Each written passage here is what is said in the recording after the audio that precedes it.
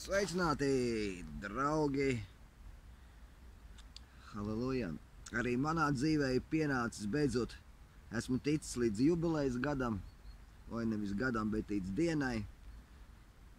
Šodien 10. diena, tas nozīmē visu jādara ir pa 10 reizēm.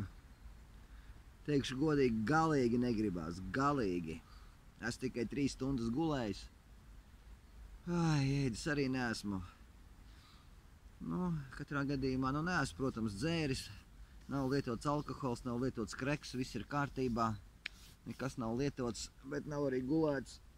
Tāpēc īpaši negribās vilkties. Bet ziniet, 50 gados kopā ar Jēzu ir krietni labāk nekā 25 bez. Nav vajadzīgs, nav nepieciešams ne alkohols, ne vieliņas kaut kādas. Viss super. Ko aiziet tauta. 10 reizes.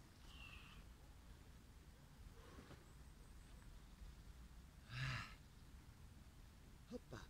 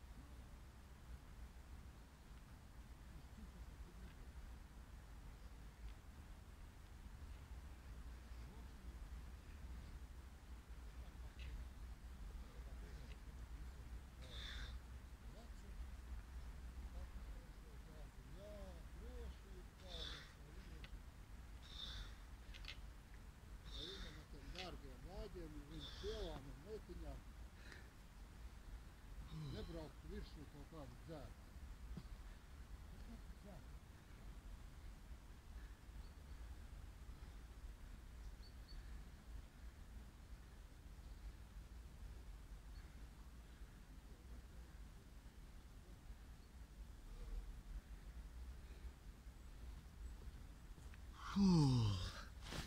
Ko es varētu komentēt, tauta?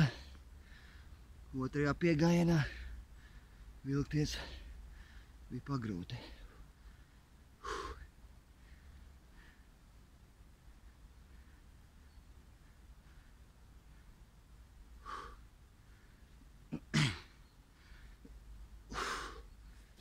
Ko?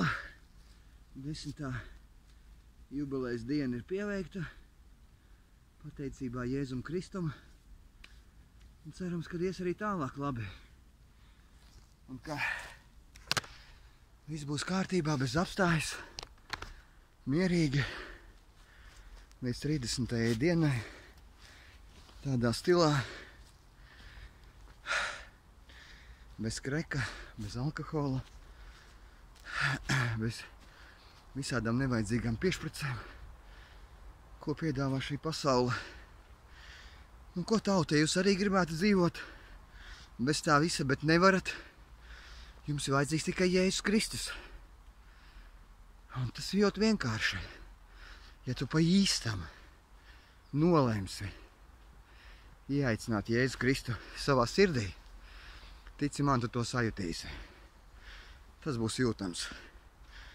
Un ja tu gribi atsaukties mūžīgai dzīvībai, dzīvē kopā ar Kristu, vienkārši lūksim šo lūkšanu, lai Jēzus ienāk tavā sirdī.